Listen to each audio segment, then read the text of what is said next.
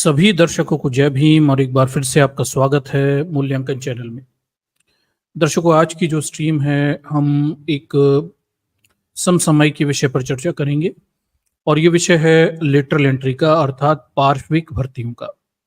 साधारण भाषा में हम कहें तो एक प्रकार से बैक डोर से, पिछले दरवाजे से चुपचाप गुमनाम तरीके से भर्ती कर लेना, ताकि किसी किस्म की कंपटीशन का सामना ना करना पड़े।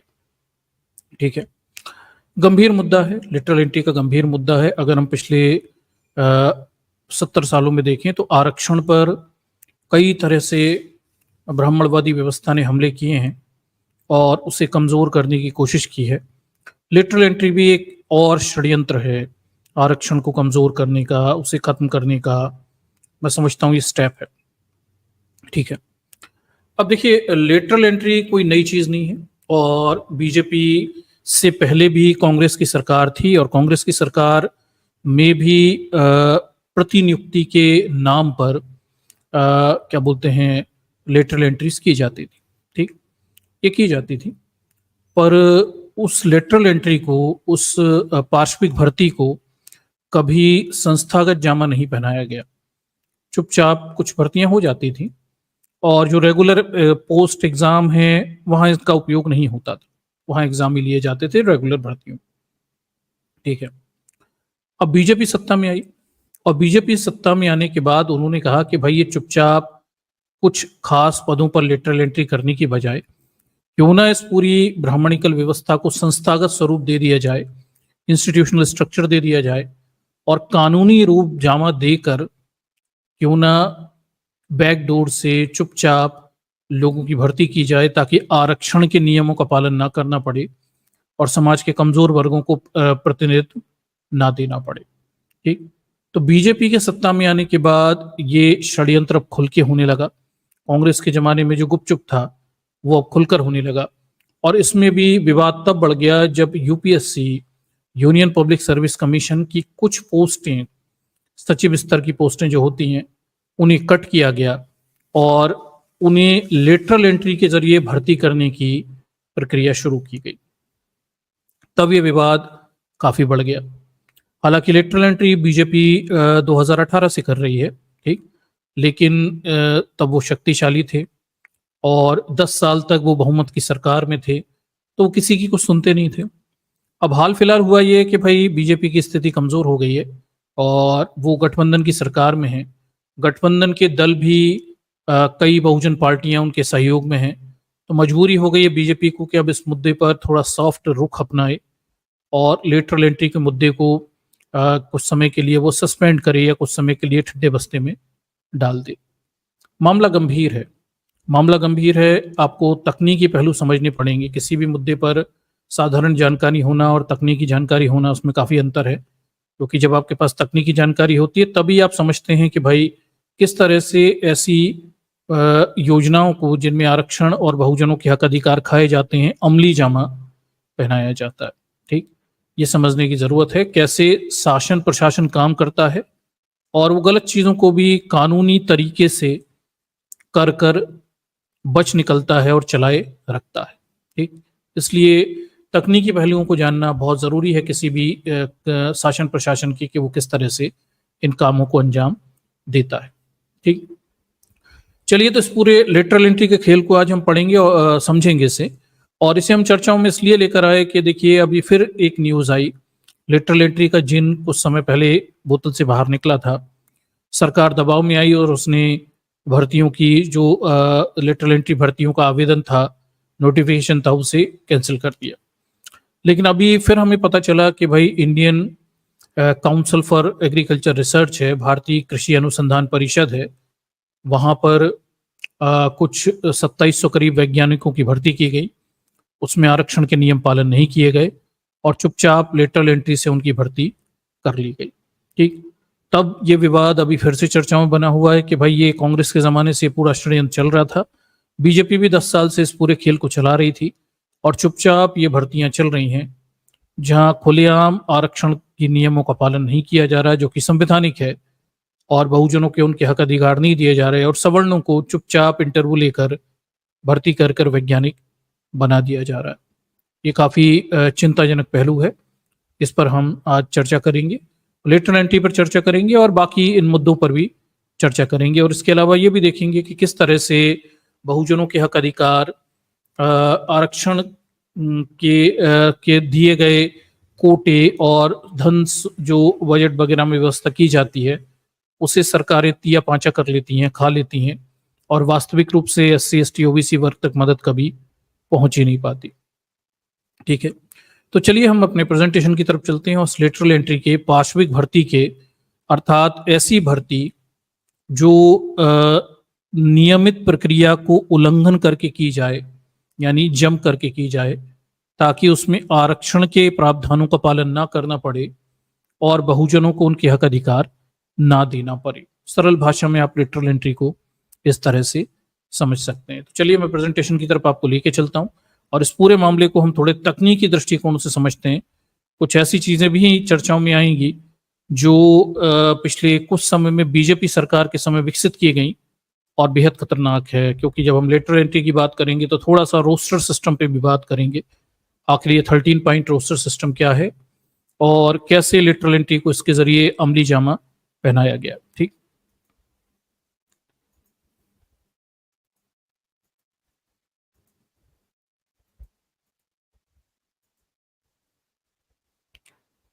चलिए, तो ये मैंने आपके साथ स्क्रीन शेयर की हुई है और देखिए मामला कहाँ से शुरू होता है। अगर आप ध्यान से देखिए तो वो मामला थोड़ा गहरा है।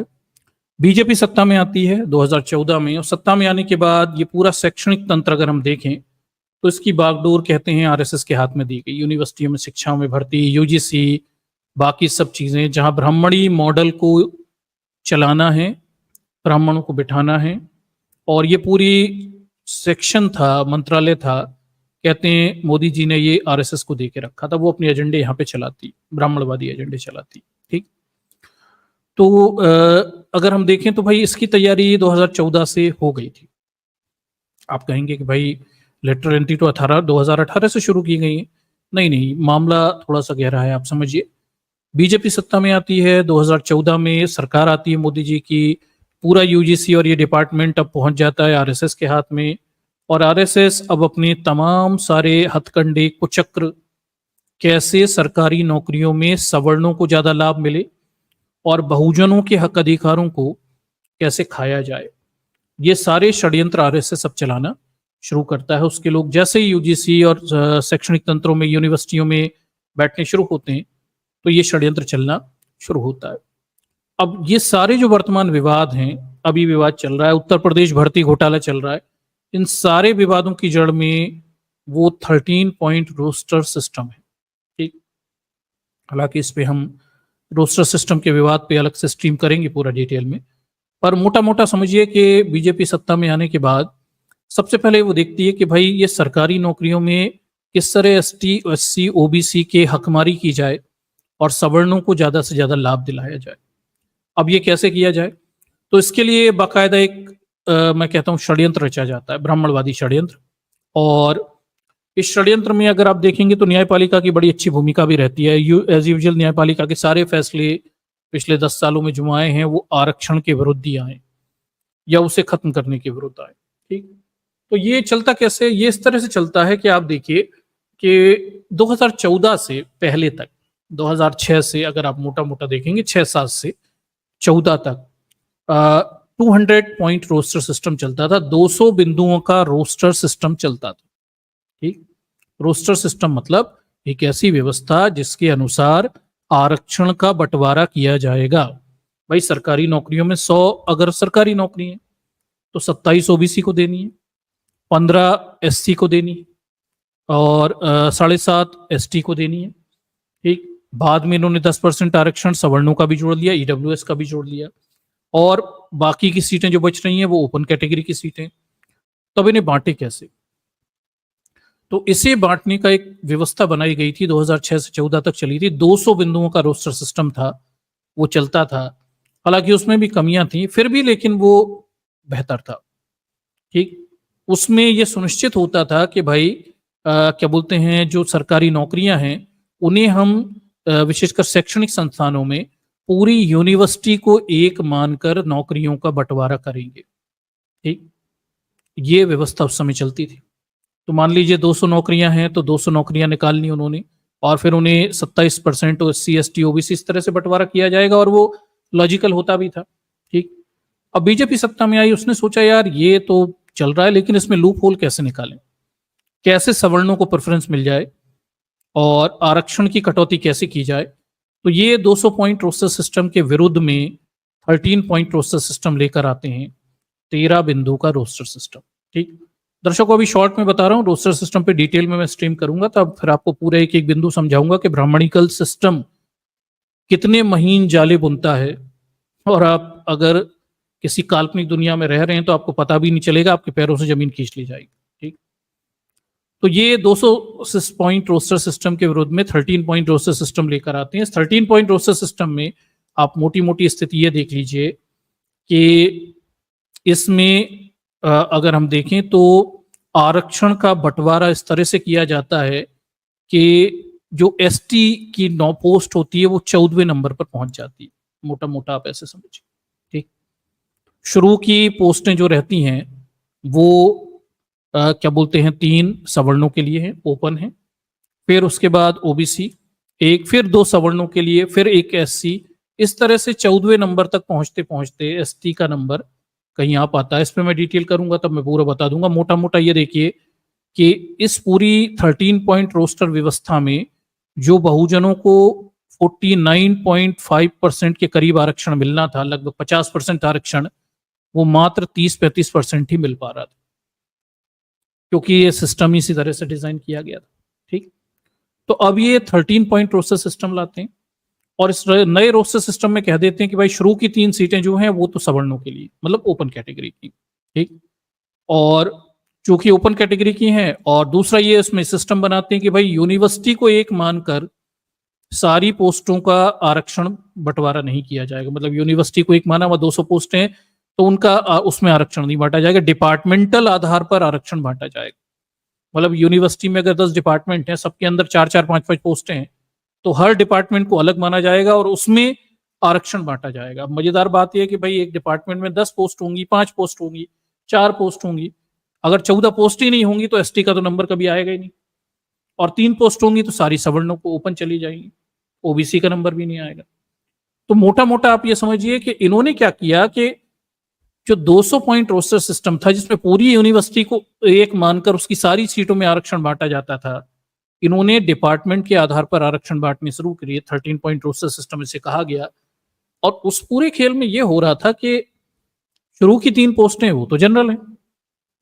अब डिपार्टमेंट में पोस्टें कितनी होती हैं? अगर एक यूनिवर्सिटी में 10 डिपार्टमेंट हैं, उनके अंदर जरा जरा सी पोस्टें होंगी, 6-6, 8-8, 2-10, 20-20, उसमें से भी खाली कितनी होंगी? 2-3-4। तो अब मतलब ये है कि भाई ओबीसी का भी नंबर नहीं आना जब तक 4थी सीट नहीं आनी, 7वीं नहीं आनी। एसटी का नंबर तो 14वें से नंबर पाएगा, 14 सीटें ही नहीं है तो उसे कभी आरक्षण मिलेगा नहीं। और 2-3 सीटें हैं तो ओपन खाली कैटेगरी में जा रही है। इस तरह का षड्यंत्र 13 पॉइंट रोस्टर सिस्टम से लाया गया, और इसमें मोटे मोटे तौर पर मात्र 25-30% तक आरक्षण ही मिल रहा था 49% से मुकाबले बहुजनों को। इसका जम के विरोध भी हुआ उस पूरे दौर में। 14 से अगर हम मोटे मोटे देखें तो 19 तक भी चलता रहा 13 पॉइंट रोस्टर सिस्टम। कोर्ट में भी गया, इलाहाबाद कोर्ट ने सहमति दे दी, सुप्रीम कोर्ट ने भी इस पर सहमति दे दी, जैसे अभी आरक्षण के वर्गीकरण पर दे दी, ऐसे ही वहां पर भी 13 पॉइंट रोस्टर सिस्टम को सहमति दे दी थी। ठीक, तो इनके सारे फैसले बहुजनों के विरुद्ध होते हैं, हमेशा ध्यान रखिए इस चीज को। ठीक, अब देखिए क्या मामला क्या बनता है कि ये तो ठीक है, अब 13 पॉइंट रोस्टर सिस्टम है, शुरू की 3 सीटें तो वो तो ओपन ही रहने वाली, किसी को मिलेंगी नहीं, और 4 सीट नहीं है तो वो तो पूरा आरक्षण ही खत्म हो गया।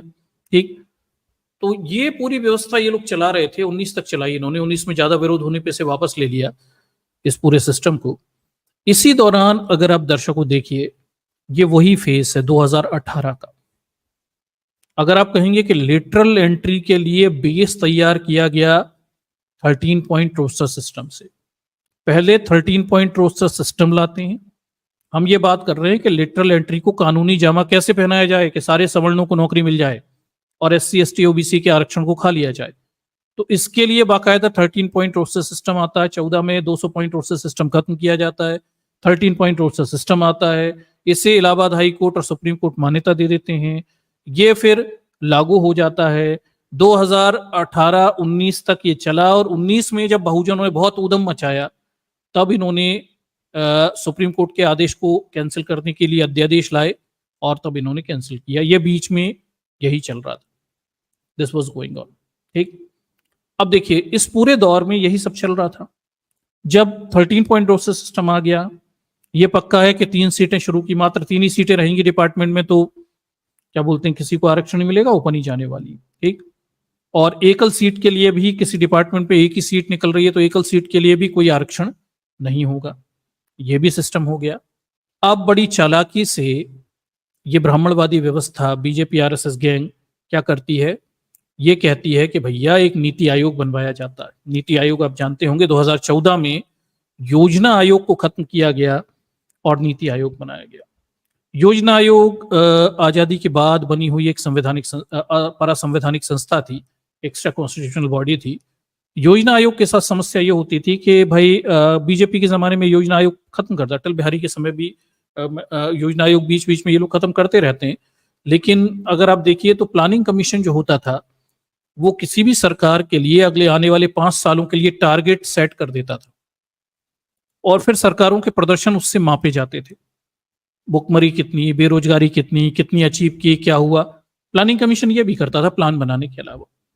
अब मोदी जी के लिए ये स्टाइल ऑफ वर्किंग तो सूट करता नहीं था कि कोई पहले इनके लिए टारगेट सेट कर दे कि भैया 10 सालों में तुम्हें इतने % गरीबी दूर करनी है, इतने % ये बेरोजगारी दूर करनी है, ना कर पाओ तो फिर रिपोर्ट कार्ड जांचा जाए।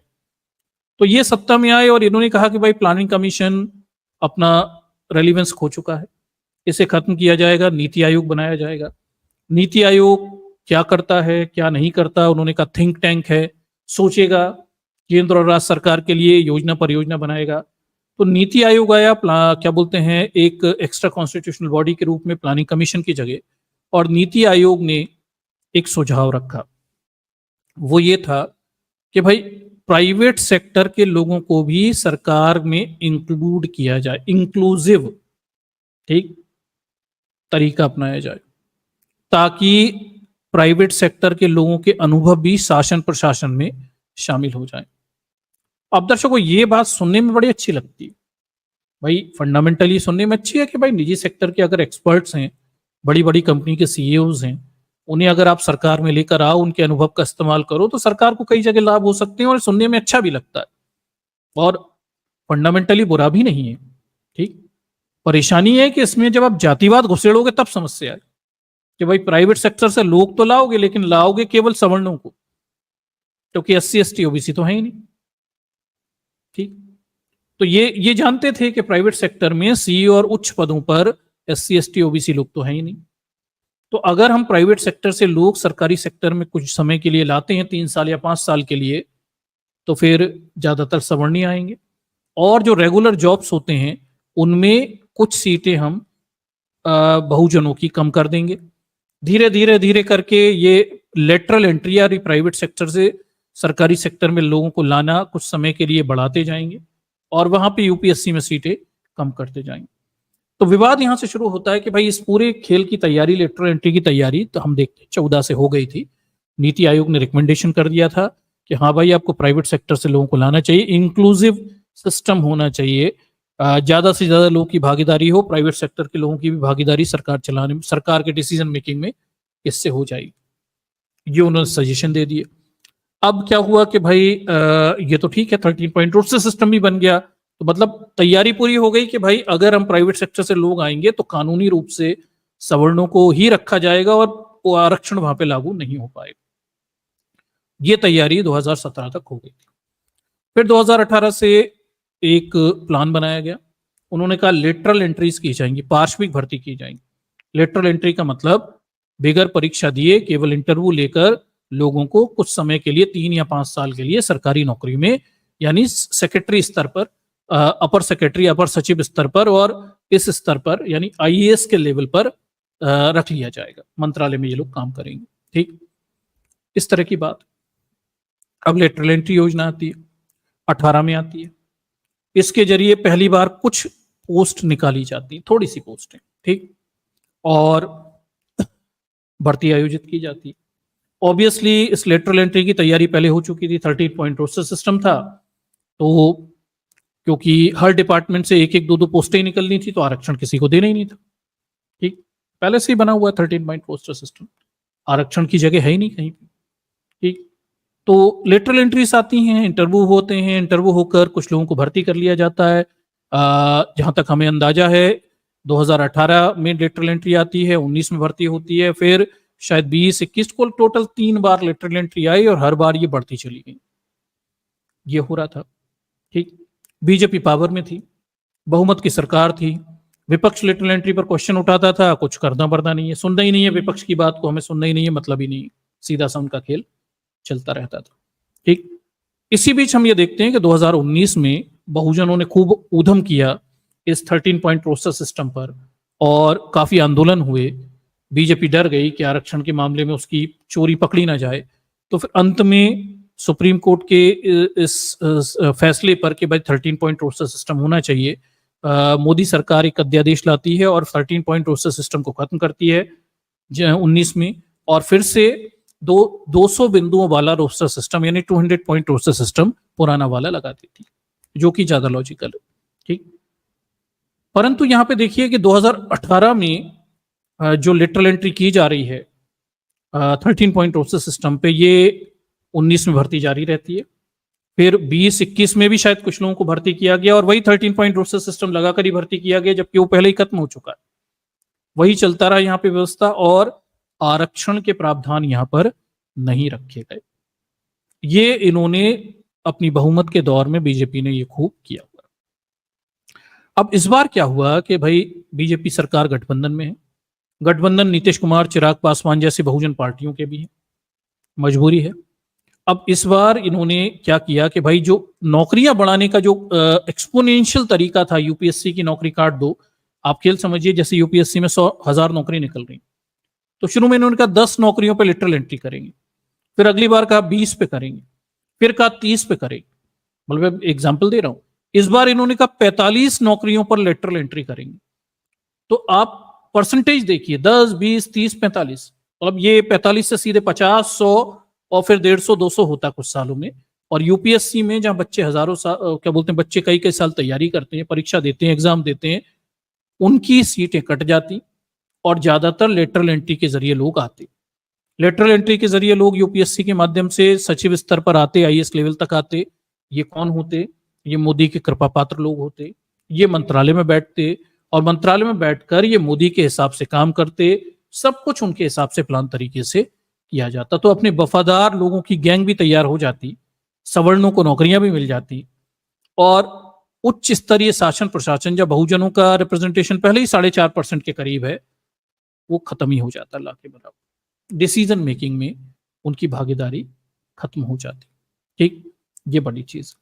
अब इसमें भी थोड़ा एक चीज ध्यान दीजिए कि क्यों ये सचिव स्तर पर, सेक्रेटरी लेवल पर लेटरल एंट्री लाकर सेक्रेटरिएट में प्राइवेट सेक्टर के लोगों को बिठाना चाहते हैं। थोड़ा इस चीज को भी समझिए कि हमारे देश का सिस्टम काम कैसे करता है, आपको इसे समझने की जरूरत है। थोड़ा मैं आपको बताता हूं कि होता क्या, संसद है, लोकसभा, राज्यसभा, फिर बहुमत दल का नेता प्रधानमंत्री बनता है, मेजोरिटी लीडर, वो अपना मंत्रिमंडल चुनता है, 70-75 के करीब मंत्री बनाता है। ठीक, और ये लोग मिलकर क्या करते हैं, सरकार चलाते हैं। सरकार कैसे चलाते हैं? तो इन्होंने क्या कर रखा है, मंत्रालय बांट दिए, सरकार के कामों को विभिन्न मंत्रालयों में बांट दिया, डिपार्टमेंट्स, मिनिस्ट्रीज। हर मिनिस्ट्री का हेड एक मिनिस्टर होता है, खास मिनिस्ट्रियों के कैबिनेट मिनिस्टर होते हैं, बाकी के छोटे स्तर के मंत्री होते हैं। तो मिनिस्ट्रीज सिस्टम है। ये जो मंत्रालय होते हैं दर्शकों, इन मंत्रालयों में काम क्या होता है, थोड़ा इस बात को समझिए। तो मंत्रालयों में, मंत्रालयों के पार्ट को हम देखें तो एक तो मंत्री स्तर के लोग हैं, ठीक, कई मंत्री स्तर के हैं, क्या बोलते हैं, आपके कैबिनेट मंत्री का दर्जा रहता है, राज्य मंत्री का दर्जा रहता है, 3-4 प्रकार के मंत्री रहते हैं, स्वतंत्र प्रभार भी रहते हैं। इन मंत्रियों के नीचे सचिव, सेक्रेटरी स्तर के कई अधिकारी रहते हैं। ठीक, इसी सेक्रेटरी स्तर के सेक्रेटरिएट यानी सचिवालय, मंत्रालय सचिवालय में रहता है। ठीक, मंत्रालय के नीचे सचिवालय। अब वो सचिवालय जो है, सेक्रेटरिएट जो है, वहां सेक्रेटरी स्तर के अधिकारी बैठे हैं। उस सेक्रेटरीट से नीचे फील्ड पर जिला स्तर पर जिला अधिकारी होते हैं, क्या बोलते हैं आपके आईएएस और आईपीएस, शिक्षा अधिकारी, तमाम डिपार्टमेंट्स के विभाग के जिला स्तर पर विभागों पर विभागीय अधिकारी रहते हैं। इस तरह का सिस्टम है। अब जो सेक्रेटरीट होता है मंत्रालय में, वो करता क्या है? उसका काम होता है केंद्र में संसद में बनाई गई कानून, योजना, परियोजनाओं के लिए प्रक्रियाओं को तैयार करना, प्रोसेस। सेक्रेटरीट में प्रोसेस तैयार होते हैं। संसद मोटे मोटे कानून बनाती है, मोटी मोटी योजना बनाती है। ये लागू कैसे होगी? तो ये डिपार्टमेंट यानी मंत्रालय पे जाती है, वो मंत्रालय के बैठा सेक्रेटरीट प्रोसेस तय करता है, प्रक्रिया। इसे सबऑर्डिनेट लेजिस्लेशन कहते हैं, अधीनस्थ विधायन कहते हैं। विधायन यानी विधि बनाने की शक्ति नीति मंत्रालय को आदि थोड़ी दे दी जाती है। वो लोग तय करते हैं कि भाई ये जो कानून बनना है, इसके छोटे छोटे नियम, कायदे, कानून क्या होंगे, कौन कैसे करेगा। और फिर सेक्रेटरीट के नीचे जिला स्तर पर जिला अधिकारी होते हैं हर डिपार्टमेंट के, वो फिर उन्हें लागू करते हैं, वो जमीनी स्तर पर लागू करते हैं। इस तरह का सिस्टम हमारे देश में चलता है। अगर आप सेक्रेटरीट स्तर पर अपने बाबू लोग, अपने पसंदीदा लोग बैठा लोगे, तो फिर ये होगा कि वो किसी भी सरकार के द्वारा, मंत्री के द्वारा बनाई गई योजना, परियोजनाओं को अमली जामा पहनाने से पहले कानूनी दाव पेच और कमियों की बात नहीं कहेंगे। भाई सेक्रेटरी स्तर पर बैठे लोग बताते हैं ये चीज हो सकती है, ऐसे नहीं हो सकती, इस कानून को लागू करने में क्या क्या तरीके अपनाए जा सकते हैं, क्या कानूनी रूप से सही नहीं, ये सब वो बताते हैं और उनके फाइल साइन से सब चलता है। वहां अगर अपने लोग सेट कर लोगे तो ऊपर से योजना बनेगी, ऊपर से कानून बनेगा, सेक्रेटरीट में जैसा चाहोगे वैसा पास हो जाएगा, नीचे जमीन पर वैसा लागू हो जाएगा। अब ये कानून, नियम, संविधान लगता है कि नहीं, इससे मतलब। इसलिए सेक्रेटरीट स्तर पर, सचिवालय स्तर पर अपने अधिकारी को बिठाना और सारे सवर्णों को गैंग भर देना, ताकि वहां के कानूनों के नियम इस तरह से बने कि बहुजनों के वो अहिति करें। ये पूरा एक गहरा षड्यंत्र इस लेटरल एंट्री के माध्यम से चालू किया गया था। लेटरल एंट्री का बहुत बड़ा खेल है, आप समझ नहीं रहे, बहुत ही बड़ा खेल। सारा खेल सचिवालय में बैठने का है। जिस दिन इस देश के बहुजन लोग सेक्रेटरीट में बैठने लग जाएंगे ना, उस दिन इस देश के कानून बहुजनों के हितों के हिसाब से बनने लग जाएंगे। मतलब उनकी प्रक्रियाएं बहुजनों के हितों के हिसाब से तय होने लग जाएंगी। कानून तो संसद में बनते हैं, प्रक्रियाएं बहुजनों के हितों के हिसाब से तय होने लग जाएंगी। ठीक, सेक्रेटरीट में सवर्णों को नहीं, बहुजनों को नहीं बैठाना, वहां सवर्णों को ही रखना है, क्योंकि कानूनों की प्रक्रियाएं सेक्रेटरीट से तय होती है, सचिवालय स्तर के अधिकारियों से तय होती है। तो एक बड़ा गहरा ब्राह्मणवादी षड्यंत्र आरएसएस का षड्यंत्र था कि पूरे सेक्रेटरीटों में, सचिवालय स्तर के अधिकारियों में अपने सवर्णों को भर लो और ब्राह्मणवादियों को भर लो। उसके बाद जो भी कानून है उनकी प्रक्रियाएं तो हम ही बनाएंगे, जमीन पर कैसे लागू करना है, और प्रक्रियाओं में हम अपने सवर्णों के हित देखेंगे और बहुजनों के अहित देखने वाले, यही सब करेंगे हम बैठ के वहां पे। ठीक, और सेक्रेटरीट से हम डिपार्टमेंट भी कंट्रोल कर लेंगे, और हमारे लोग होंगे तो हमारे लोगों को नीचे डिपार्टमेंटल भी प्रेफरेंस मिला करेगा, ट्रांसफर, पोस्टिंग वगैरह, ये सब भी हमारे हाथों में रहेगा। बड़ा गहरा षड्यंत्र था, बड़ी गहरी चाल थी लेटरल व्यवस्था की, और ये धीरे धीरे आगे भी बढ़ रही थी। 10 से सीधे हम देखिए तो 45 पोस्टों पे पहुंच गए थे अभी अभी। इस बार क्या हुआ कि मोदी सरकार ने फिर से 45 पोस्टों के लिए यूपीएससी से 45 पोस्टें काटी सेक्रेटरी स्तर की, उन्हें डायरेक्ट लेटरल एंट्री से भरने की तैयारी कर ली। अगर यूपीएससी से भर्ती होती तो उसमें आरक्षण के नियम लगते, बच्चे पढ़ लिख कर आते, पढ़ लिख कर वो नौकरी आरक्षण के जरिए उनमें से कुछ नौकरियां ले जाते, तो वो नौकरियां काटी और वो नौकरियां सीधा लेटरल एंट्री से भरने की तैयारी ये लोग कर रहे थे। अब इस बार क्या हुआ कि विपक्ष मजबूत है, विपक्ष ने ऊधम मचा दिया। वैसे ही इस बार का चुनाव आरक्षण के मुद्दे पर लड़ा था, संविधान खतरे के मुद्दे पर लड़ा था। बहुजनों के मन में बीजेपी को लेके आशंकाएं व्याप्त हो गई। इस देश का बहुजन अब आरक्षण को लेकर तो बीजेपी पे भरोसा नहीं करता, ये पक्की बात है। ठीक, तो अब पहले से ही आशंकाएं हैं। अब इसी में ये लेटरल एंट्री का विज्ञापन आ गया। अभी अभी विज्ञापन आया तो ऊधम मचा, अरे भैया ऐसे कैसे कर लोगे, बगैर आरक्षण दिए आप कैसे 45 लोगों की भर्ती कर लोगे, और कोई प्रोसेस तो होना चाहिए, कुछ भी नहीं। इस बार जब ऊधम मचा तो हमने ये देखा कि भाई बीजेपी के गठबंधन दल की पार्टियों में से चिराग पासवान इसके विरोध में हो गए, नीतीश कुमार की पार्टी में से भी ऑब्जेक्शन उठाए गए, विपक्ष भी मजबूत है, राहुल गांधी ने इसके ऊधम मचाया, तमाम सारे लोग इसके विरुद्ध हो गए कि भाई ये नहीं हो सकता कि बिगर आरक्षण के आप नौकरियों में भर्ती कर लो, वो भी आईएएस की नौकरियां काट के, ये नहीं हो सकता। तो इस बार सरकार ने क्या किया, इस लेटरल एंट्री के विज्ञापन को वापस ले लिया। अभी केवल ये वापस लिया गया है, ये खत्म नहीं किया गया। मौका पड़ने पर जैसे ही ब्राह्मणी तंत्र मजबूत होगा, जैसे ही ये बहुमत में आएंगे, वैसे ही अपने कुछ चक्रों को फिर चालू कर देंगे, क्योंकि तकनीकी रूप से लेटरल एंट्री योजना न बंद हुई है, अभी भी जिनकी भर्ती लेटरल एंट्री से हुई थी वो नौकरियां कर रहे हैं। ठीक, बस कुछ समय के लिए फिलहाल में ये टाल दी गई। ये मोटा मोटा लेटरल एंट्री का सारा खेल है, बड़ा गहरा खेल है, बहुत दूर तक की कौड़ी है। धीरे धीरे पक्की सरकारी नौकरियां छोड़कर ज्यादातर लेटरल एंट्री से 3 या 5 साल के लिए की जाएंगी, और यूपीएससी में भी ज्यादातर नौकरियों को ये अस्थायी, संविदा, प्रतिनियुक्ति, टेम्परेरी, आप कुछ भी बोल लीजिए, इस तरह की बना देंगे। और जो लोग भर्ती से आएंगे वो सरकार के चटुकार लोग होंगे, ना कि पक्की नौकरियों में परीक्षा पास कर आने वाले लोग होंगे। वो सरकार को आंख नहीं दिखा पाएंगे। ठीक, ये सीधी सी बात है। तो ये एक बहुत ही बड़ा षड्यंत्र है आरक्षण के प्रभावों को कम करना, बहुजनों को सेक्रेटरी स्तर पर यानी निर्णय लेने वाली पोजीशन पर इस देश के बहुजनों को ना पहुंचने देने का, ठीक, और खास महत्वपूर्ण पदों पर सवर्णों के कब्जों को बनाए रखने का एक बड़ा षड्यंत्र हम लेटरल एंट्री परीक्षा के रूप में देखते हैं। और इसकी लंबी तैयारी की गई थी, 2014 में आने के बाद ही पूरा खेल तैयार कर लिया गया था। ठीक, ये मोटी मोटी जानकारी है, और इसी जानकारी को हम थोड़ा सा क्या बोलते हैं आपके सामने बिंदुवार तरीके से रखते हैं। अब आप देखिए कि क्या है मामला। ठीक, देखिए, तो ये विज्ञापन छपने लगे, जगह जगह मीडिया में थे कि अब आईएएस बनिए, बगैर यूपीएससी की परीक्षा दिए लेटरल एंट्री के जरिए विज्ञापन बना सकते हैं। मोदी जी विज्ञापन दे रहे हैं, बना भी रहे हैं। ठीक, यूपीएससी में लेटरल एंट्री क्या अमीर लोगों के लिए है, इस तरह की बातें मीडिया में चलने लगी। ज्वाइन आईएएस विदाउट यूपीएससी, यानी बगैर परीक्षा दिए सीधे आईएएस बन जाओ, इस तरह की बातें यहाँ पे चल रही थी। ठीक, सरकारी पदों पर सीधी भर्ती होने वाली है, संयुक्त सचिव, निर्देशक, उप निर्देशक स्तर पर भर्ती होने वाली है, इस तरह की बात बताई। 15 साल तक का अनुभव होना चाहिए और 32 से 55 साल तक की उम्र होनी चाहिए। अनुबंध यानी बॉन्ड पर ये परीक्षाएं आयोजित की जाएंगी, इस तरह की बात बताई गई। लेटरल एंट्री की एक टाइमलाइन भी है। 2017 में नीति आयोग इसे अनुमति दे देता है, 2018 में 10 पोस्टों के लिए आवेदन होते हैं, 2019 में 9 पोस्टें भर दी जाती हैं, 22 में, फिर 21 में भी इस तरह की भर्तियां हुई हैं, ये हमें यहाँ से पता चलता है।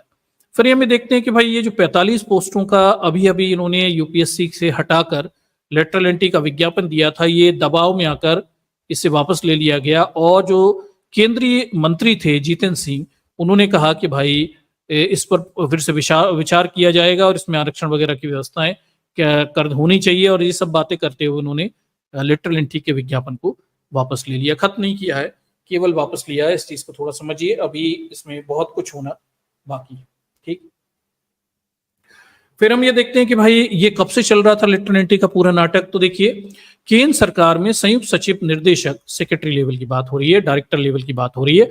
उप सचिव के लिए पार्श्विक भर्ती 2018 में शुरू की गई थी। 24 जुलाई को लोकसभा में दिए गए जवाब के अनुसार अब तक इस तरह की नियुक्ति से 63 नियुक्तियां कर ली गई, मतलब 63 लोगों को भर्ती कर लिया गया, जिनमें से 35 निजी क्षेत्र से हैं।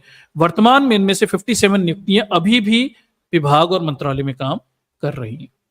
ये बात हमें यहां से पता चलती है। ठीक, आगे देखते हैं कि भाई कुछ और जानकारियां हैं। क्या है लेटरल एंट्री, नौकरशाही में लेटरल एंट्री क्या है।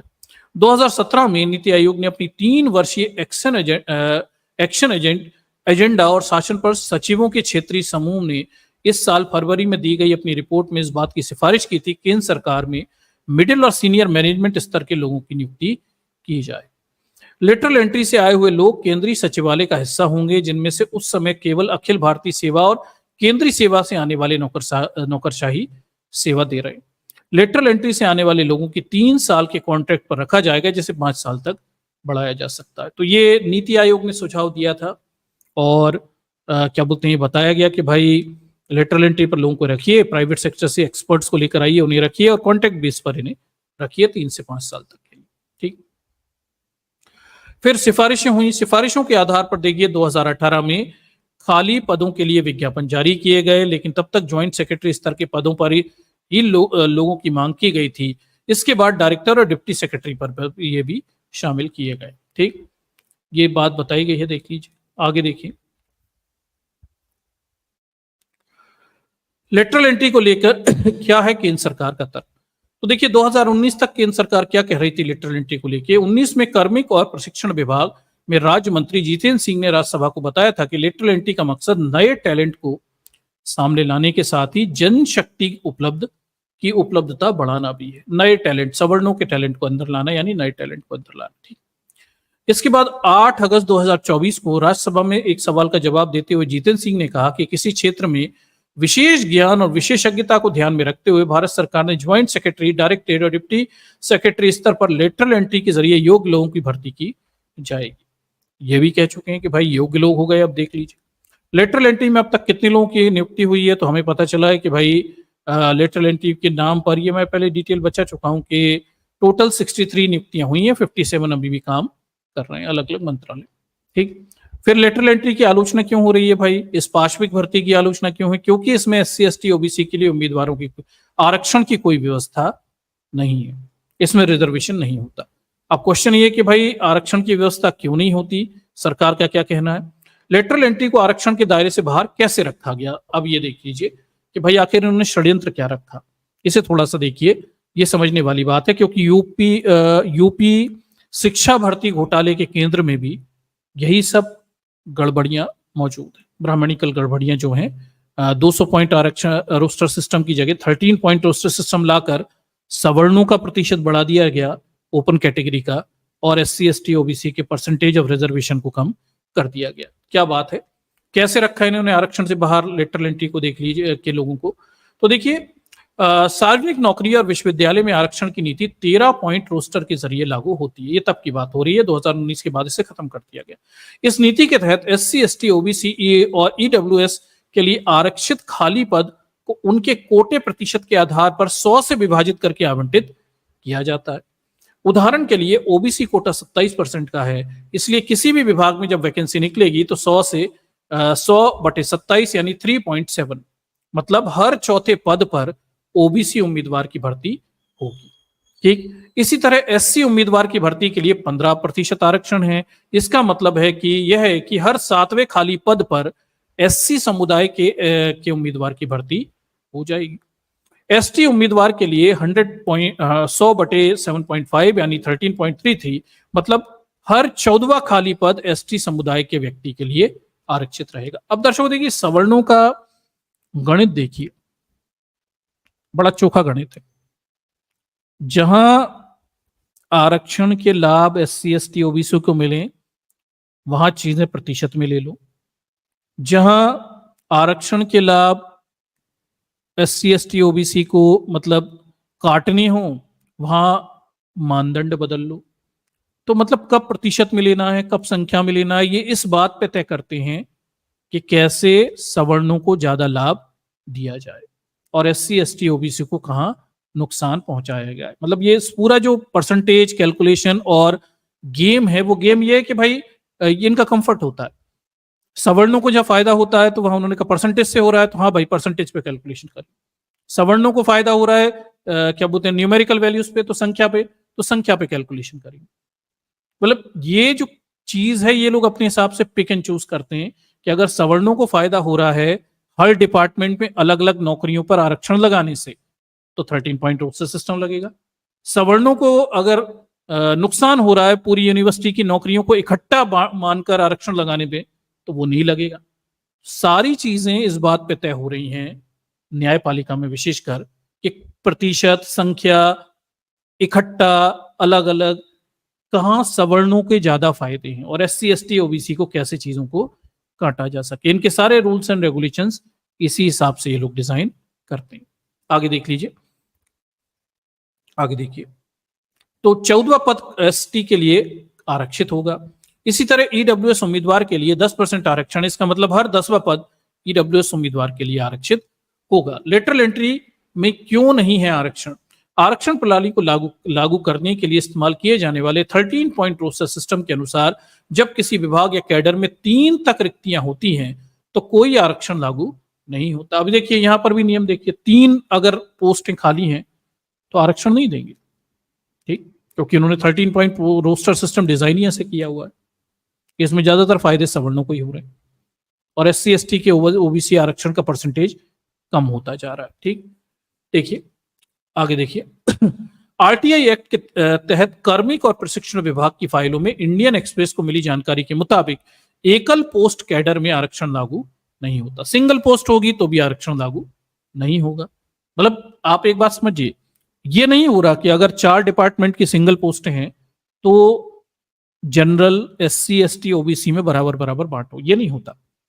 अगर 4 डिपार्टमेंट में एक एक पोस्ट ही खाली है तो चारों की चारों ओपन होंगी, जनरल को जाएंगी।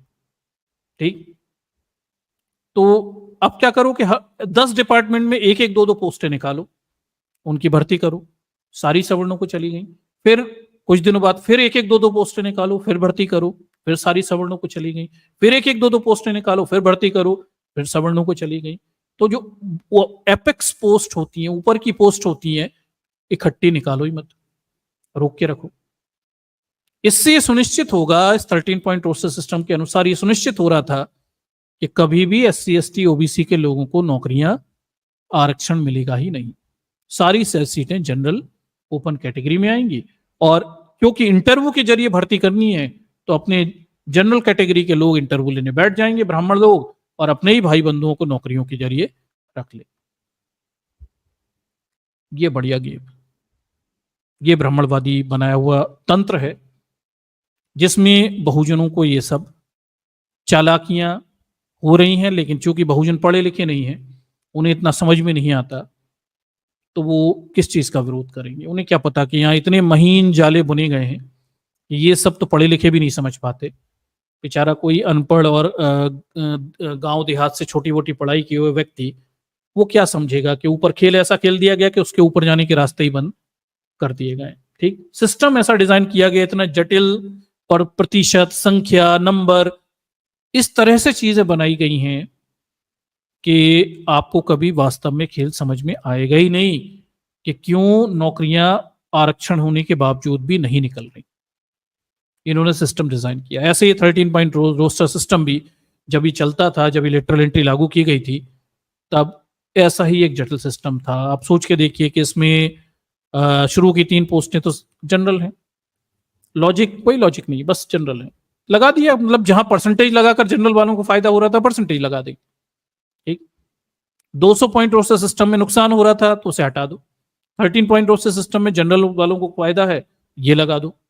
ठीक, बड़ा सिंपल सा इनका गणित चलता है, बस फायदा और नुकसान के आधार पर सारे गुणा भाग ये लगाते हैं।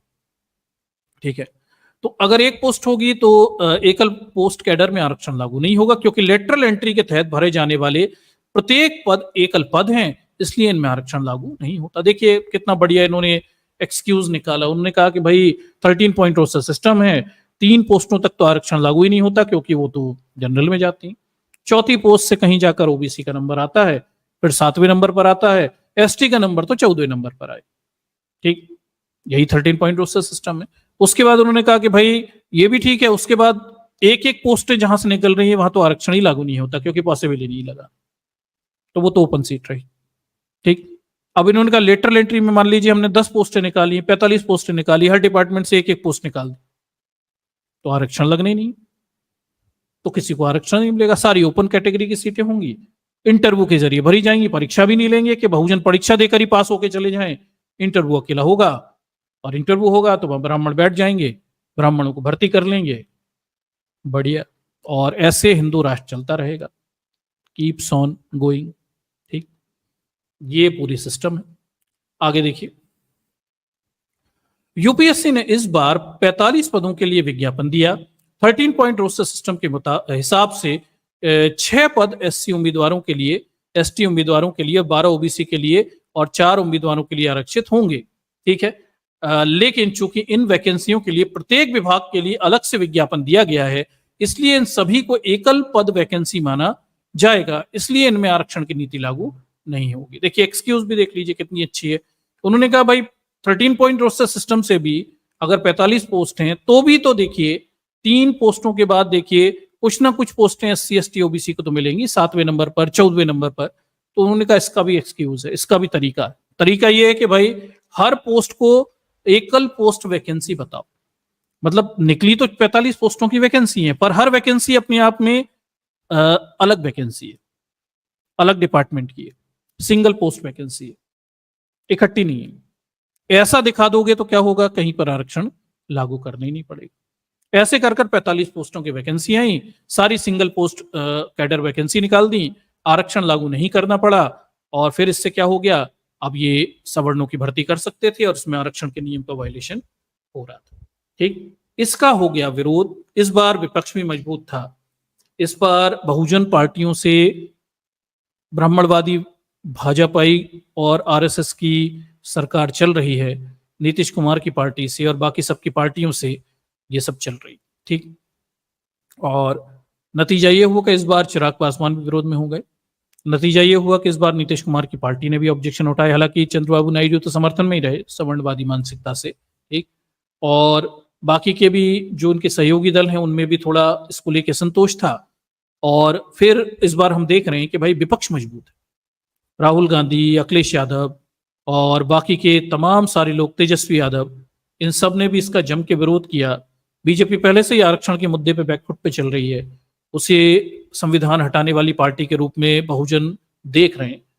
तो इस बार इन्होंने इस दबाव में आकर कि ऐसा ना हो कि सरकार गिर जाए या फिर ये मामला इतना बढ़ जाए कि आने वाले चुनाव में जो अभी कुछ राज्यों के उपचुनाव होने वाले हैं इन पर नुकसान हो जाए, उत्तर प्रदेश के चुनाव में नुकसान हो जाए। तो इन्होंने फिलहाल में क्या किया, इस लिटरल एंट्री के 45 पदों के विज्ञापन को वापस ले लिया और अब ये कह रहे हैं कि भाई इसमें हम देखेंगे कि इसमें कैसे आरक्षण वारक्षण लागू करना है, क्या व्यवस्था है। जितेंद्र सिंह इस बार ये कह रहे हैं कि भाई हाशिए पे पड़े लोगों को सही प्रतिनिधित्व के लिए सामाजिक न्याय के प्रति संवैधानिक जनादेश को हवाला देते हुए पीएम ने इसे वापस ले लिया। अब इनसे ये पूछो कि ये अब वापस ले लिया वो ठीक है, तो 2018 से कैसे चला रहे थे इसे, और 67 लोगों की भर्ती आपने की जिनमें से कुछ लोग अभी काम भी कर रहे हैं और 18 से लगभग 3 बार ये भर्ती भी कर चुके हो, ये अब तक कैसे चला। ठीक है, ये बड़ी स्थिति है। और 2018 में कैसे इन सब चीजों को सही बता रहे थे, प्रधानमंत्री भी इसे बहुत बड़ी आइडिया बता रहे थे और जितेंद्र सिंह भी इसे बहुत बड़ी आइडिया बता रहे थे। तमाम सारे इनके स्टेटमेंट भी हैं लिटरल एंट्री को लेके, जैसे इससे बहुत बड़ा लाभ होने वाला है देश को। तमाम सारे तर्क भी दिए जा रहे थे अलग अलग डिपार्टमेंट की तरफ से। ठीक, तो 2018 से 24 तक जो चीज सही थी अब एकदम से गलत कैसे हो गई, इसका कोई जवाब इनके पास नहीं है। और बस मुद्दा सिर्फ इतना सा है कि फिलहाल में लेटरल एंट्री को इन्होंने टाल दिया है कुछ समय के लिए, और मैं कहूँगा ये टली हुई। ठीक, ये खत्म नहीं हुई, ये टाला गया है, खत्म नहीं हुआ है। अभी भी लेटरल एंट्री से पास हुए लोग वहां पर हैं, काम कर रहे हैं। आगे केवल ये मौका ताड़ रहे हैं। ब्राह्मणिकल व्यवस्था 100 षड्यंत्र रचेगी बहुजनों को छलने के लिए, उनके हक अधिकारों को खाने के लिए। एक उनमें से छल ये भी है कि फिलहाल में इन्होंने बगुला भगत बनते हुए ये कह दिया कि भैया हम तो इसे टाल रहे हैं, अब देखेंगे। ये फिलहाल में वापस लिया गया। लेकिन मैं बहुजनों से कहूंगा कि किसी झांसे में मत रहिए, कोई खत्म नहीं हुआ, केवल ये कमजोर हुए। जब तक ये वहां पर हैं तब तक आरक्षण पर और संविधान पर तलवार लटकी रहेगी। ये नए नए तरीके ढूंढ ही लेंगे। जब तक न्यायपालिका में वो कॉलेजियम सिस्टम है और उसमें जातिवादी जज बैठे हुए हैं तब तक वो ऐसे डिसीजन देते रहेंगे और कि आरक्षण बहुजनों के हक अधिकार यानी कमजोर लोगों के हक अधिकार पे तलवार चलती रहे। ये रुकने वाला नहीं है। ये तभी रुकेगा जब इस देश के बहुजन इस बात को समझें कि वो संगठित होकर अपनी पार्टियों की सरकार, SC ST OBC अपनी पार्टियों की सरकारें बनवाएं, राज्य में या केंद्र में उस पार्टी को लेकर आए जो इनके दम पर टिकी हो। इसे थोड़ा समझिए बात को कि आपको सत्ता और शक्ति तो अपनी बहुजन पार्टियों को देनी है। अब ये बहुजन पार्टियां मिलजुल कर चाहे कांग्रेस को केंद्र में लाएं चाहे बीजेपी को लाएं, पर व्यवस्था वो हो कि भाई ये दबी रहें।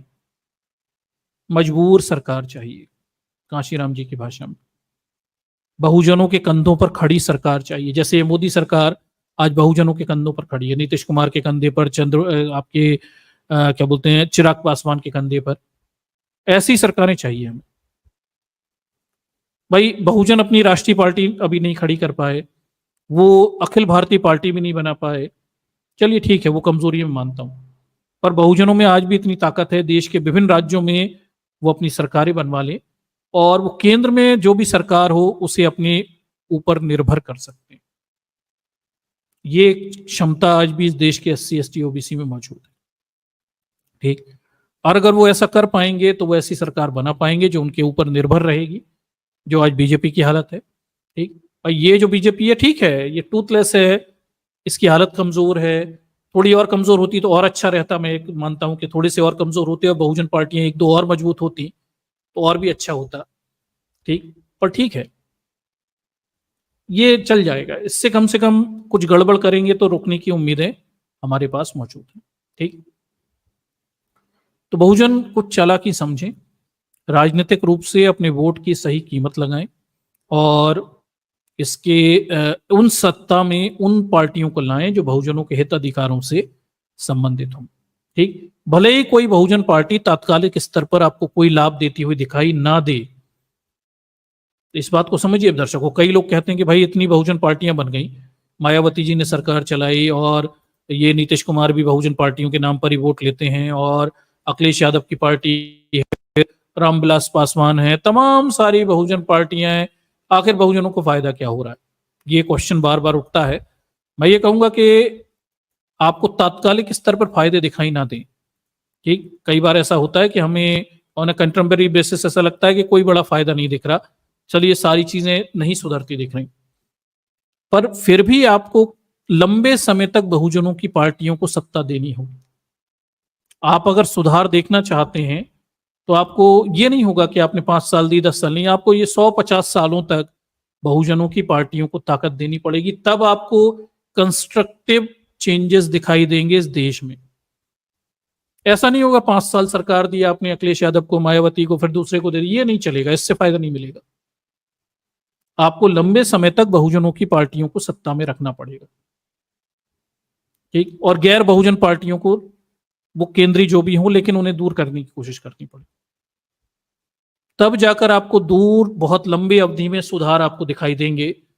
ठीक, और ये सुधार किस तरह से? ये सुधार इस तरह से रहेंगे जैसे आज लेटरल एंट्री को पीछे धकेल दिया गया, उसके पीछे कारण है कि आज बहुजन पार्टियां इतनी ताकतवर हैं कि वो कम से कम धक्का तो मारती, तो बीजेपी को मजबूर होकर वापस लेना पड़ा। बहुजन पार्टियां आज इतनी ताकतवर हैं कि भाई वो आगे आने वाले चुनाव में भी आरक्षण के मुद्दे को बड़ा इशू बनाएंगे और बीजेपी को कई मुद्दों पर समझौता करना पड़े। आज बहुजन राजनीति इतनी शक्ति सक्षम हो गई कि वो जातिवादी RSS जो लंबे समय से ये कहती रही नहीं भाई हिंदू राष्ट्र होगा और फलाना होगा ठिकाना होगा, तमाम किताबें लिख डाली, आज उसे कहना पड़ रहा है नहीं भाई जातिगत जनगणना सही है। भाई इनके सुर बदल क्यों रहे हैं? क्योंकि बहुजन चेतना मजबूत हो रही है, दिन ब दिन बहुजन चेतन हो रहे हैं, मजबूत हो रहे हैं, संगठित हो रहे हैं और अपने हक अधिकारों से परिचित हो रहे हैं।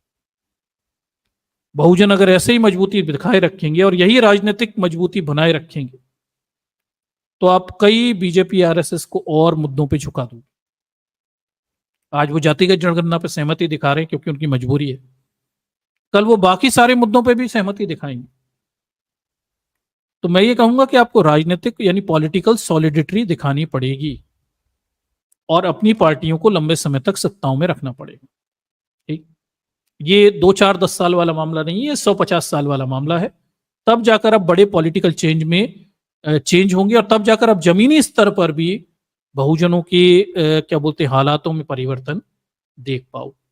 पहले के मुकाबले चेंजेस हुए हैं, वो इसलिए क्योंकि बहुजनों की पार्टियां अब सत्ता में रही हैं, भले ही राज्य स्तर पर रही, उससे आपको जो कुछ चेंजेस दिख रहे हैं। लेकिन अगर आप कंस्ट्रक्टिव बड़े चेंज देखना चाहते हैं तो लंबे समय तक आपको बहुजन पार्टियों को वोट देने पड़ेंगे बगैर फायदे नुकसान देखे। कुछ भी नहीं मिल रहा आपको, शायद आज कुछ भी ना मिले, वो भी मत देखिए, लेकिन अपनी जो भी जिस स्तर पे आपकी बहुजन पार्टियां SC ST OBC की हो, जिस राज्य में जहां हो, उन्हें मजबूत करिए, उन्हें सत्ता में रखने की कोशिश करिए। ठीक, भले ही वो आज आपको कुछ नहीं दे रही लेकिन लॉन्ग टर्म में इसके आपको बेनिफिट्स मिलेंगे। ठीक। और जो की इश्यूज होते हैं ना, जैसे ये लेटरल एंट्री का मुद्दा है, तब सरकारों पे दबाव बनाने में बहुजन पार्टियां मदद करती हैं। ठीक। वो भी ना करें तो भी बहुजन पार्टियां लंबे समय तक सत्ता में रहेंगी, तो आरएसएस और ब्राह्मणवादी गैंग पर यह दबाव बनता है कि उन्हें मजबूरी में ही सही स्वीकारना पड़े कि भैया जातिगत जनगणना सही। उन्हें ये कहना पड़े कि भाई गोलवलकर हेडगेवार अपनी किताब में जो लिख के आए वो पुराने जमाने की बातें हैं, अब आरएसएस उसे नहीं मानता और वो आगे बढ़ चुका है। उन्हें ये कहना पड़ेगा। ये सब बातें तब वो कह रहे हैं जब बहुजनों ने अपनी मजबूती पॉलिटिकली राजनीतिक दिखानी शुरू कर दी। थोड़े और मजबूत हो जाइए, आप बड़े परिवर्तन देखेंगे। थोड़े और संगठित हो जाइए, आप इससे ज्यादा सुधार देख पाएंगे। और आप लंबे समय तक बहुजन पार्टियों को ताकत दीजिए, देखिए जमीनी स्तर पर आपको बड़े गहरे अंतर दिखाई देंगे। ठीक। जो भी हमारी बहुजन पार्टियां काम कर रही है, मैं एक का नाम लिया था, सारे हैं जितने भी, उन्हें सत्ता में रखिए। तमाम सारी बहुजनों की एससी एसटी ओबीसी की पार्टियां हैं, उन्हें ही रखिए, जिस जगह जैसी हो वैसी रखिए, लेकिन रखिए आपको इन्हीं पार्टियों को सत्ता में रखिए। तब आपको धीरे धीरे ही सही लेकिन परिवर्तन दिखने शुरू हो जाएंगे। ठीक। तो दर्शकों, ये लेटरल एंट्री का मुद्दा था। अब इस मुद्दे में देखिए अभी अभी हमारे सामने ये खबर भी आई कि भाई देखिए लगातार ब्राह्मणवादी तंत्र बहुजनों के हक अधिकारों पे डांके डाल रहा है, और ये डांके नाना प्रकार के, एक से नहीं है। लगातार हम ये देख रहे हैं कि भाई पिछले 10 सालों में तो विशेषकर, उससे भी पहले कांग्रेस के जमाने में भी लगातार बहुजनों के हक अधिकार, आरक्षण और नौकरियों में तमाम सारी जगह डांके डाले जाते रहे और डांके डाले जा रहे हैं, कहीं रोक नहीं है। ठीक।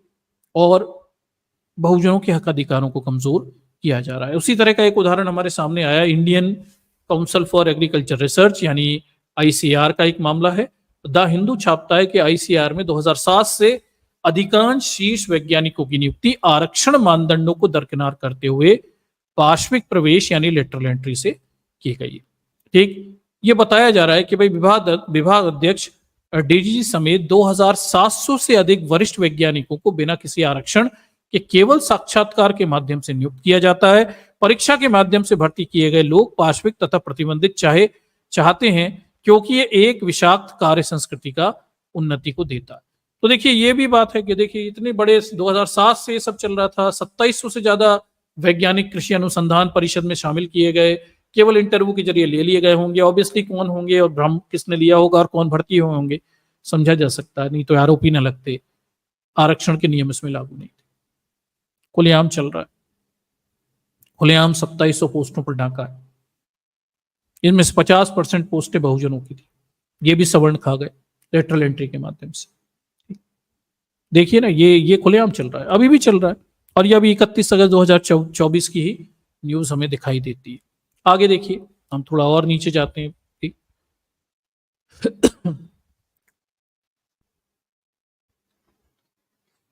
इस वाली रिपोर्ट में दर्शकों, ये जो आईसीआर में 2700 पोस्टें खाई गई हैं, इसमें ये भी है कि जो इंटरव्यू बोर्ड था उसमें भी कोई एससी एसटी ओबीसी का सदस्य शामिल नहीं था। सवर्णी इंटरव्यू ले रहे थे, सवर्णों को ही साइंटिस्ट बनाकर यहाँ पे नौकरियां दे रहे थे। ये सब भी खेल यहाँ पे चल रहा है। ठीक। आगे देख लीजिए। ठीक। एससी एसटी के हक अधिकारों को खाने का एक और विचित्र मामला भी देखिए। हम ये देखते हैं कि भाई न्यूज 18 ये छापता है, ये 12 जुलाई 2024 की न्यूज है। ये भी नई न्यूज है, अगर आप देखिए तो ये देखिए, अनुसूचित जनजाति के लोगों के पैसा लैम्बोर्गिनी में मामला जानकर चकरा जाएगा आपका दिमाग, ये छप रहा है। तो देखिए ये क्या हो रहा है, एसटी अनुसूचित जनजाति के कल्याण के लिए आए करोड़ों रुपए को सत्यनारायण वर्मा ने फर्जी तरीके से निकाल लिया, और इस पैसे से उसने सबसे पहले एक पुरानी सेकेंड हैंड लैम्बोर्गिनी खरीद ली। मतलब एसटी समाज के कल्याण के लिए करोड़ों रुपए आए, 94 करोड़ रुपए करीब घोटाला है और भी ज्यादा हो। कर्नाटक का मामला है। पैसा निकालकर बढ़िया भाई ने लैम्बोर्गिनी खरीद ली, सेकेंड हैंड लैम्बोर्गिनी 3 करोड़ की खरीद ली। ये पैसा एसटी के कल्याण के लिए था। आ गए, ढकार गए। अब जांचें वांचें चल रही हैं, कुछ नहीं। तो मतलब बहुजनों के हक अधिकारों पे किस किस स्तर पे डाके चलते हैं आप कल्पना नहीं कर सकते। कहीं नौकरियां खाई जा रही हैं, कहीं बेचारे वो गरीब एसटीओं के लिए कल्याण के लिए कोई योजना का पैसा आता है, वो खाकर ये लैम्बोर्गिनी में घूम रहे हैं। कहीं गाय पर, कहीं धर्म पर पैसे खर्च कर दिए गए एससी एसटी फंड को, ऐसे दुरुपयोग किया जा रहा है। लेकिन एससी एसटी को नहीं देंगे, क्योंकि ये फंड अगर उन पे उपयोग हो गया पैसा, तो उनका जीवन सुधर जाएगा, उनके बच्चे पढ़ लिख जाएंगे, वो बेहतर हो जाएंगे, वो नीच नहीं रहेंगे। तो फिर जातिवाद कैसे रहेगा? ठीक, देख लीजिए, कर्नाटक में 94 करोड़ रुपए के एसटी फंड घोटाले में नए नए खुलासे हो रहे हैं। घोटाले का एक मुख्य आरोपी ने कर्नाटक में अनुसूचित जनजाति के विकास के लिए निर्धारित फंड से एक सेकेंड हैंड लैम्बोर्गिनी कार खरीदी। आरोपी ने 3.5 करोड़ रुपए देकर हैदराबाद के एक ऑटो डीलर से पुरानी लैम्बोर्गिनी खरीदी हुई है। देख लो, मतलब हराम का पैसा है, सेकेंड हैंड लैम्बोर्गिनी में उड़ रहे हैं। ये मजे हैं। सवर्ण होने के दर्शकों को बहुत सारे फायदे हैं। ये भी फायदा है कि आप एसटी फंड को खा जाएं और बड़े मजे से 3.5 करोड़ की कार में घूमें। सोच को, अब ये एसटी समाज के गरीब बच्चों के हितों का पैसा था। भाई कार में घूम रहा है, 3.5 करोड़ की कार उड़ा के, उन गरीबों के हक अधिकार को उड़ा के जबरदस्त गाड़ी में घूम रहा है। ठीक, ये स्थितियां हैं और ये हालात। ठीक, सत्यानंद झा इसका नाम है, 36 वर्षीय सत्यनारायण वर्मा है और मामला हैदराबाद का। जांच चल रही है और जांचें चलती रहेंगी, ऐसी जांचें तो कितनी पड़ी हुई है। ठीक, आगे देखिए मध्य प्रदेश में क्या चल रहा है। ये गाय है और मंदिर है। मध्य प्रदेश में एसटी के बजट की कुछ राशियां गौ कल्याण और मंदिरों के रखरखाव के लिए दे दी गई। तो एससी एसटी के लिए फंड आया, इस पैसे का उपयोग एससी एसटी पे नहीं किया गया। कहां किया गया? गायों को, गायों की ज्यादा चिंता, एसटी की चिंता नहीं। और मंदिरों के रखरखाव की, मतलब बहुजनों के पैसे से मंदिरों के रखरखाव हो रहे हैं।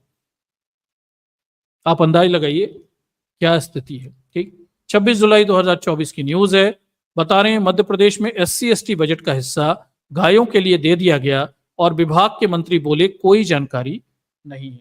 अब ये विभाग का मंत्री है, ये कह रहा है भाई इससे तो कोई जानकारी है नहीं क्या किया इन्होंने पैसे के मामले में। अब पूरा मामला क्या है थोड़ा देखिए यहाँ पे। ठीक, विचित्र स्थितियां हैं इस देश में और कुल मिलाकर यह है कि भाई बहुजनों के पैसे को किसी भी तरह से खा पी लिया जाए, डकार लिया जाए और कोई ना कोई तरीका निकाल लिया जाए। ठीक, कुल मिलाकर हमें बस ये समझ में आता है कि भाई इनके पास 100 तरीके हैं बहुजनों के हक अधिकारों को खाने के और उन्हें क्या बोलते हैं अपने फायदे में लेने के। ठीक,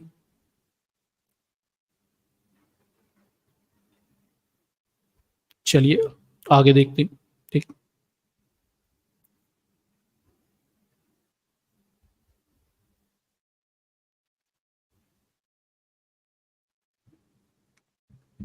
तो क्या ये न्यूज कह रही है, देखिए मध्य प्रदेश के मुख्यमंत्री मोहन यादव ने मार्च महीने में घोषणा की थी कि प्रदेश में हर गाय के लिए 40 रुपए का अनुदान दिया जाए। ये राशि उस समय मात्र 20 रुपए थी। अब 20 रुपए देते थे गायों के कल्याण के लिए अनुदान, और ये किसे मिलते होंगे आप भी जानते हैं, सारे ब्राह्मणवादी लोग होंगे, ये गायों के नाम पर पैसा डकार रहे होंगे। अब इन्होंने 40 रुपए कर दिए।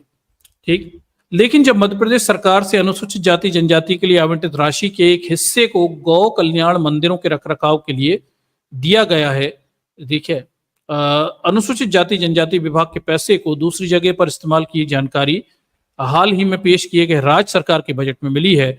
बजट से पता चला है कि अनुसूचित जाति जनजाति के लोगों के उत्थान का पैसा दूसरे विभागों में खर्च किया जा रहा है।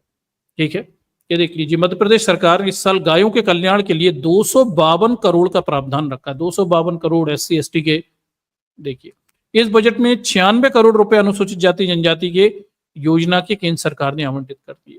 ठीक, गायों के लिए 252 करोड़। दर्शकों आपने कहीं देखा हो गायों का कल्याण हो रहा? सोच के देखिए, सरकारी आंकड़ों में 252 करोड़ गाय के कल्याण के लिए एक राज्य में खर्च हो रहे हैं। सड़कों पे गाय इधर उधर सड़ रही हैं, मर रही हैं, टक्कर खा रही हैं।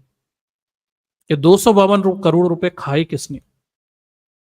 यही ब्राह्मणी की व्यवस्था, ब्राह्मणिकल सिस्टम, बीजेपी, उसकी गुंडा पार्टियां, गुंडे दल खा रहे हैं पैसा। गायों के नाम पर डकार जाओ इतना सारा पैसा। ठीक, आगे देखिए, साथ ही सरकार ने प्रदेश में मंदिर और स्मारकों को बेहतर बनाने की घोषणा की है। इसके लिए भी पैसा अनुसूचित जनजाति फंड से लिया जा रहा है। संस्कृति विभाग को 5 मंदिरों के स्मारकों के लिए इस फंड से 58 लाख रुपए दिए गए। ठीक, तो अब ये भी देख लीजिए आप, ये भी एक मैं कहूंगा विडंबना ही है इस पूरे सिस्टम की कि गरीबों के कल्याण के लिए जो पैसे थे वो कहाँ पहुंचा दिए गए हैं। वो पहुंचा दिए गए हैं मंदिरों के लिए, गायों के नाम पर खर्च किए जा रहे हैं। लेकिन जो वास्तविक लाभार्थी हैं, एससी एसटी समाज के लोग, उनकी ना चिंताएं हैं और ना उनके बारे में कोई ज़्यादा क्या बोलते हैं चर्चाएं होती दिखाई दे रही हैं। अब मजेदार बात यह है कि ब्राह्मणिकल तंत्र को अगर हम ध्यान से देखें तो वो इन मुद्दों पे कभी चर्चा नहीं करता। 100 बातें करेंगे, हिंदू, मुस्लिम, पाकिस्तान, चीन, जापान, कोरिया, सारी बातें हों, लेकिन ये 250 करोड़ रुपए गायों के नाम पे खा जाते हैं, ये मंदिरों के नाम पे पैसा खा जा रहे हैं, ये सरकारी संसाधनों में बंदर बांट और लूट में लगे हुए हैं। ठीक, इसकी कभी बात यहाँ पर नहीं की जाती। ठीक, बाकी सारी बातें करने के लिए इनके पास समय। ठीक, तो ये पूरा मामला है और लेटरल एंट्री के साथ हम ये भी देख रहे हैं कि बहुजनों